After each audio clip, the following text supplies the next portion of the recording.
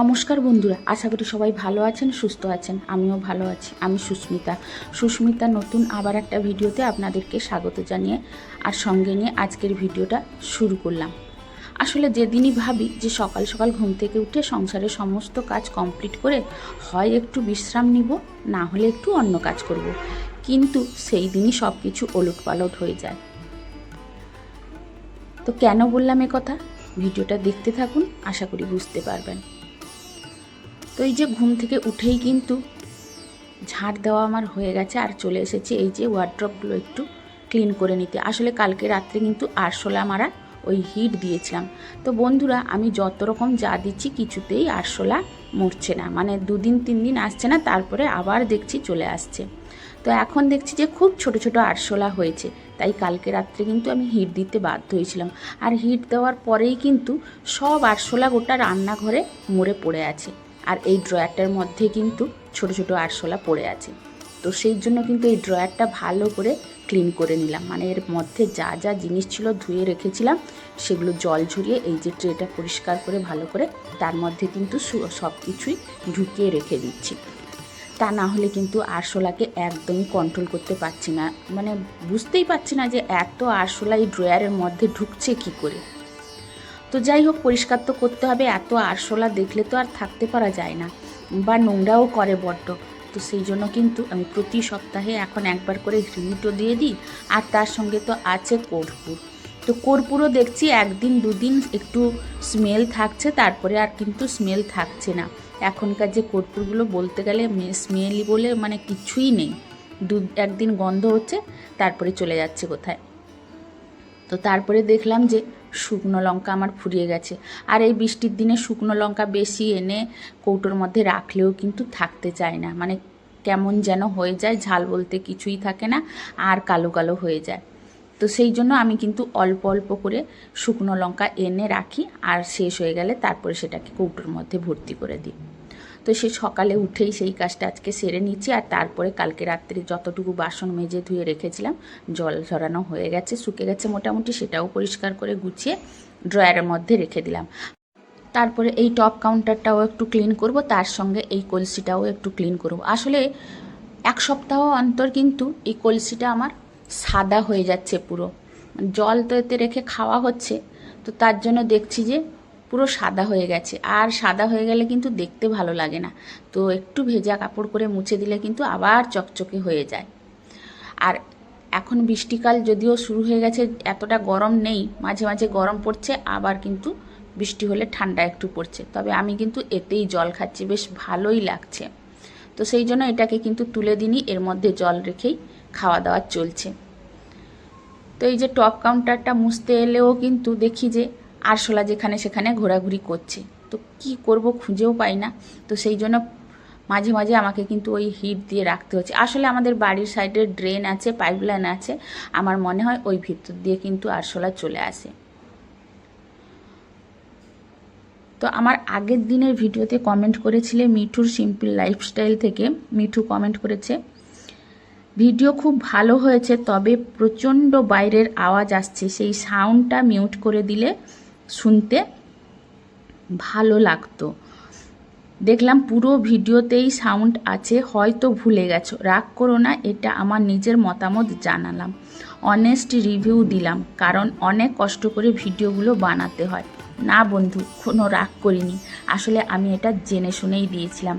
আসলে আমাদের এখানে 7 সকালে, মানে তখন 7:30 বাজে, আমি ছাদে উঠেছি কাজ করব বলে, তো তখনই এত জোরে আওয়াজ। আমাদের এদিকে কিন্তু 24 ঘন্টাই এইভাবে আওয়াজ হয়, তো সেই অরিজিনাল আওয়াজটাই কিন্তু আমি দিয়েছিলাম আমার বন্ধুদের উদ্দেশ্যে, যে সবাই দেখুক যে আমাদের এদিকে কিভাবে আওয়াজ। আসলে বাড়ির চারিদিকে কিন্তু প্রচণ্ড পরিমাণে গ্যারেজ আছে, তো এখানে সকাল হলেই কিন্তু মানে আওয়াজ শুরু হয়ে যায়। তারপরে তো আমি দেখেছি বাড়ির সামনে 3টে আইস ফ্যাক্টরি আছে, তো সেও কিন্তু বলতে গেলে সারা দিন সারা রাত চলতেই থাকে। তো এই জন্য না আমার একবার খুব মানে বিরক্ত লাগে। 24 ঘন্টায় যদি আওয়াজ পাই, সেখানে থাকতে ভালো লাগে? হয়তো বললে বিশ্বাস করবে না, প্রথমে এসে কিন্তু আমি খুব কান্নাকাটি করেছিলাম, যেহেতু আমি গ্রামের মেয়ে, শহরে এসে এত আওয়াজ, আর মানুষও তো খুব একটা ভালো না, নিশ্চয়ই বুঝতে পারছো। তো তো সেই জন্য খুব একটা ভালো লাগতো না। তো এখন একটু অভ্যেসে পরিণত হয়ে গেছে, তাও মাঝে মাঝে রাগ হয়। তো সেটাই ভাবলাম যে একটু শেয়ার করি বন্ধুদের সঙ্গে। আমি এই জন্য কিন্তু অরিজিনাল কোনো ভয়েস দিতে পারি না, আর ঘরের ভিতরে বসে করলেও কিন্তু অনেক সময় আওয়াজ আসে। তো কি আর তোমার কথাই কিন্তু আমি একদমই রাগ করিনি। তো তোমাকে জানাই অনেক অনেক ভালোবাসা, থ্যাংক ইউ বলে ছোট করব না, কারণ আমরা পরস্পর বন্ধু হয়ে গেছি, তাই না? তো তারপরে কিন্তু আমি কাজকর্ম সমস্ত শেষ করে চান করে পুজো করে একদম সোজা চলে এসেছি রান্নাঘরে। টিফিনও খাওয়া হয়ে গেছে, আর এই দুপুরের রান্নার কাজে লেগে পড়েছি। আর আজকে নিয়ে এসছে কিন্তু ওই আমাদের এদিকে বলে এটা হচ্ছে রূপচাঁদ বাউল। এই মাছটা ভীষণ টেস্টি হয়, আর সত্যি বলছি টেস্টও কিন্তু দারুণ হয়েছিল। আসলে ওই যে বলেছি, মাছ যদি ভালো হয় তরকারি অনায়াসেই ভালো হবে। আর আজকে কিন্তু ইলিশ মাছের মাথা দুটো ছিল, তিনটে ছিল, দুটো দিয়েছি, আর তেল ছিল অনেকটা।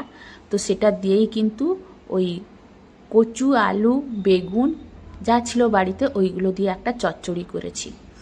আর বন্ধুরা, আজকে কিন্তু চচ্চড়িটা খুব টেস্ট হয়েছিল। আসলে এতগুলো মাছের মাথা দিয়েছি, তার উপরে তেল দিয়েছি, টেস্ট না হয়ে যাবে কোথায় বলুন, তাই না? তো টেস্ট ভালোই হয়েছিল। আর এই যে এটা কিন্তু আমি ওই রূপচাঁদ বাউল মাছের মাথা আর লেজাগুলো দিয়ে কিন্তু সর্ষে, রাই আর পোস্ত দিয়ে একটু ঝাল দেওয়া করছি। এটাও খেতে কিন্তু খুব ভালো লাগে। আর মাছ ভালো হলে তো কথাই নেই। তো হালকা পাতলা একটু তরকারি করছি, বেশি রিচ তরকারি করছি না কিছু। এর মধ্যে আমি কিন্তু মাছটা হালকা করে আগে তেলে ভেজে নিয়েছি, আর ওই তেলেই কাঁচা লঙ্কা আর একটু কালো জিরে ফোড়ন দিয়ে নুন আর হলুদ দিয়ে পরে কিন্তু এই সর্ষে বাটা আর রাই বাটা, তারপরে একটু দিয়ে দিব পোস্ত বাটা। এই দিয়েই কিন্তু তরকারিটা করব, আর এই দিলেই কিন্তু বেশ খেতে ভালো লাগে। তার সঙ্গে একটু শেষে দিয়ে দিব ধনেপাতা, আর অবশ্যই নামিয়ে নেওয়ার পরে তরকারিতে একটু যদি কাঁচা সর্ষের তেল দিয়ে দেওয়া হয় তাহলে কিন্তু দারুণ টেস্ট হয়। মারফিস ডায়েরি থেকে কমেন্ট করেছে, দিদিমণি কথা এবং কাজ সব মিলিয়ে ভিডিওটা চমৎকার হয়েছে, খুবই ভালো লাগলো। তোমাকে জানাই অনেক অনেক থ্যাংক ইউ এত সুন্দর একটা কমেন্ট করার জন্য, আর সঙ্গে কিন্তু অনেক অনেক ভালোবাসা। সুপ্রিয়া ব্লগস থেকে লিখেছে, দিদিভাই ভিডিওর শুরুতে পুজোর কথা শুনে খুব আনন্দ লাগলো। হ্যাঁ গো, আমাদের দুর্গা পুজো মানেই হচ্ছে সব থেকে বড় পুজো, আর তার আনন্দ কিন্তু আমার মনে হয় 3 মাস 4 মাস আগে থেকেই লেগে যায়, তাই না? আমার মনে হয় পুজোতে যে কটা দিন কাটাই খুব আনন্দ করে কাটাই, আর তার থেকে বেশি আনন্দ করি এই যে পুজো আসছে আসছে বলে। আজকে এই কেনাকাটা হবে, কালকে ওই কেনাকাটা হবে, আর ঘর বাড়ি পরিষ্কার পরিচ্ছন্ন করে রাখবো, তাই না? তো হ্যাঁ, তুমিও আজ থেকে রেডি হয়ে যাও ঘর বাড়ি পরিষ্কার পরিচ্ছন্ন করে রাখার, আর তার সঙ্গে কেনাকাটা। তো তোমাকে জানাই এত সুন্দর কমেন্ট একটা করার জন্য অনেক অনেক ভালোবাসা। তো তারপরে কমেন্ট করেছে,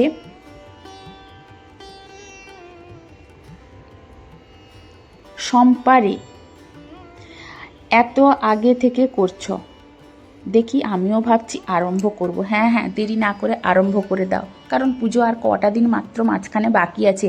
বলতে বলতে দিন কিভাবে কোথায় পেরিয়ে যাবে বুঝতেই পারবো না।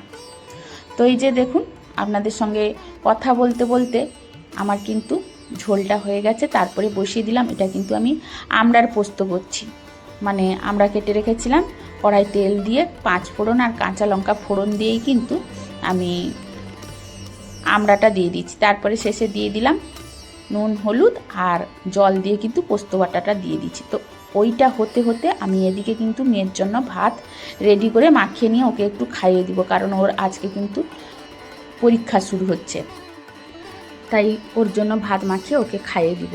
আর এই সব কাজ করতে গিয়ে কিন্তু আমার অনেকটা বেলা হয়ে গেছে, তবেও কিন্তু আমি সময়ের আগে আজকে কাজগুলো কমপ্লিট করে নিয়েছিলাম। ভেবেছিলাম অন্য একটু এক্সট্রা কাজ করব, তো সেটা করতে গিয়ে দেখি এই বাবুমশাই চলে এসেছেন। আর এটা কিন্তু আমি গিফট দেওয়ার জন্য বানিয়েছি। এই জিনিসগুলো দেখুন, ওই যে কানের মটর দানার দুলগুলো যেইগুলো হয় সেইগুলো 2 জোড়া বানিয়েছি। আর কার জন্য বানিয়েছি অবশ্যই পরের ভিডিওতে আপনাদের সঙ্গে শেয়ার করব। তো এই করতে গিয়ে কিন্তু অনেকটা আবার বেলা হয়ে গেল। তো তারপরে এসে আবার একটুখানি রান্না বাকি ছিল, রান্না করলাম আর মেয়েকে কিন্তু ওর বাবা নিয়ে গিয়ে পরীক্ষা রুমে ছেড়ে দিয়ে এসেছে। আমাকে আর যেতে হয়নি, কারণ এইসব জিনিস দেখতে গিয়ে করতে গিয়ে কিন্তু অনেকটা সময় বেরিয়ে গেছে। কারণ এগুলো এমনি নিয়ে নিলে তো হয় না, যেহেতু বাড়িতে এসে দিয়ে যাচ্ছে তো হিসেব নিকেশ অনেকটাই করতে হয়, তো সেই জন্য অনেকটাই দেরি হয়ে গেছে। আর এই রিংটা হচ্ছে বন্ধুরা, এটা আমরা যারা বাংলা ভাষায় বলি অর্শের রিং, এটা পরলে কিন্তু অর্শ হয় না। আর এর পরার পদ্ধতিও আছে আর এটা বানানোর পদ্ধতিও আছে, তাই ভাবলাম আপনাদের সঙ্গে একটু শেয়ার করি। কারোর যদি কোনো উপকারে আসে, যদি কারোর হয়ে থাকে তো আমাকে যদি কমেন্ট করে জানায়, তাহলে আমি কিভাবে পরতে হয় বা কিভাবে করতে হয় অবশ্যই জানিয়ে দিব। এটা আমার মায়ের জন্য বানিয়ে নিয়ে এসছে, তো মা যেহেতু বাড়িতে নেই তো আমার কাছে দিয়ে গেল। আর তারপরে কিন্তু এইসব গুছিয়ে টুছিয়ে রেখে এই যে হিসেব নিকেশ করে নিচ্ছি। আর তো তার সঙ্গে আজকের ভিডিওটাও শেষ করলাম। তো কেমন লাগলো আজকের ভিডিওটা অবশ্যই আপনারা কমেন্ট করে জানাবেন। তো আজকের